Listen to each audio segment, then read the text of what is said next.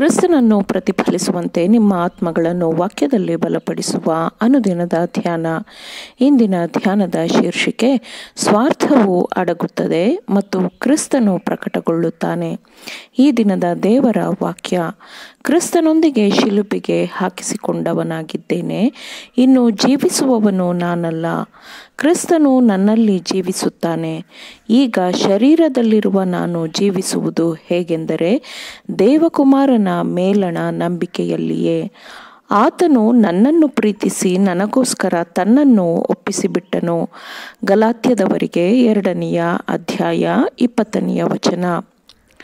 ಒಬ್ಬ ಕ್ರೈಸ್ತನು ದೀಕ್ಷಾಸ್ನಾನವೆಂಬ ಮಹತ್ವಪೂರ್ಣ ಸಂಸ್ಕಾರಕ್ಕೆ ಒಪ್ಪಿಸಿಕೊಟ್ಟಾಗ ತಂದೆ, ಮಗ, ಪವಿತ್ರಾತ್ಮ ಎಂಬ ಭೂಮಂಡಲಗಳ 3 ಅತ್ಯುನ್ನತ ಶಕ್ತಿಗಳು ದೇವರನ್ನು ಗೌರವಿಸುವ ಅವನ ಕ್ರಿಯೆಯನ್ನು ಅನುಮೋದಿಸುತ್ತದೆ ಮತ್ತು ಅವನ ಪರವಾಗಿ ತಮ್ಮ ಶಕ್ತಿಯನ್ನು ಪ್ರಯೋಗಿಸಲು ಅವರು ವಾಗ್ದಾನ ಮಾಡುತ್ತಾರೆ.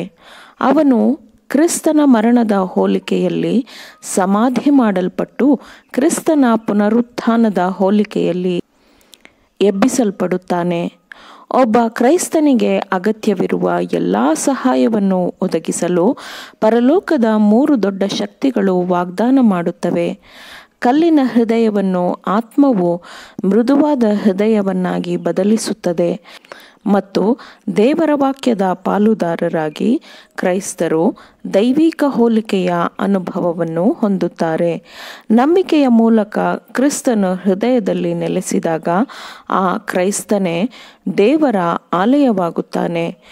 ಕ್ರಿಸ್ತನು ಪಾಪಿಯ ಹೃದಯಗಳಲ್ಲಿ ನೆಲೆಸುವುದಿಲ್ಲ, ಆದರೆ ಪರಲೋಕದ ಪ್ರಭಾವಗಳಿಗೆ ಒಳಗಾಗುವವನ ಹೃದಯದಲ್ಲಿ ನೆಲೆಸುತ್ತಾನೆ.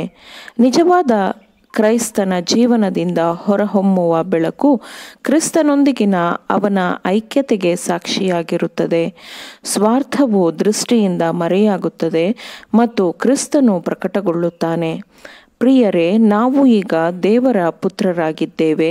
ಮುಂದೆ ನಾವು ಏನಾಗುವೆವೋ ಅದು ಇನ್ನೂ ಪ್ರತ್ಯಕ್ಷವಾಗಲಿಲ್ಲ.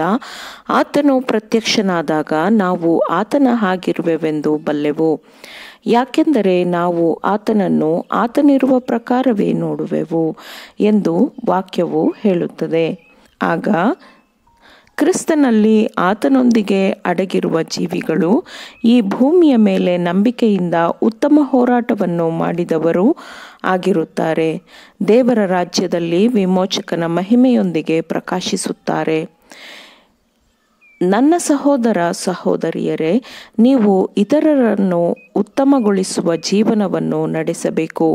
ಮಹಿಮೆಯ ಭರವಸೆಯಾದ ಕ್ರಿಸ್ತನು ಅಂತರಂಗದಲ್ಲಿ ರೂಪುಗೊಂಡಿದ್ದಾನೆ ಎಂದು ತೋರಿಸುವ ಜೀವನವನ್ನು ನೀವು ನಡೆಸಬೇಕು ಎಂಬುದು ನಿಮಗಾಗಿ ದೇವರಿಗಿರುವ ಉದ್ದೇಶವಾಗಿದೆ. ಇನ್ನು ಜೀವಿಸುವವನು ನಾನಲ್ಲ, ಕ್ರಿಸ್ತನು ನನ್ನಲ್ಲಿ ಜೀವಿಸುತ್ತಾನೆ ಎಂದು ಅಪೊಸ್ತಲನಾದ ಪೌಲನೊಂದಿಗೆ ನಾವು ಹೇಳುವಂತೆ ಜೀವಿಸಬೇಕು ಎಂಬುದೇ ಆತನ ಉದ್ದೇಶವಾಗಿದೆ.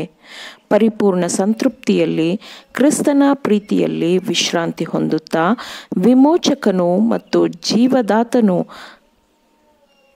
ನಮಗಾಗಿ ನಿಮ್ಮ ಆತ್ಮದ ರಕ್ಷಣೆಯನ್ನು ಸಾಧಿಸುತ್ತಾನೆ ಎಂಬ ನಂಬಿಕೆಯಿಂದ ನೀವು ಆತನಿಗೆ ಹತ್ತಿರವಾದಂತೆ ಅದೃಶ್ಯನಾಗಿರುವವನ ಉದ್ದೇಶವನ್ನು ಅನುಭವಿಸುವುದು ಎಂದರೆ ಏನು ಎಂಬುದು ನಿಮಗೆ ಅರ್ಥವಾಗುತ್ತದೆ.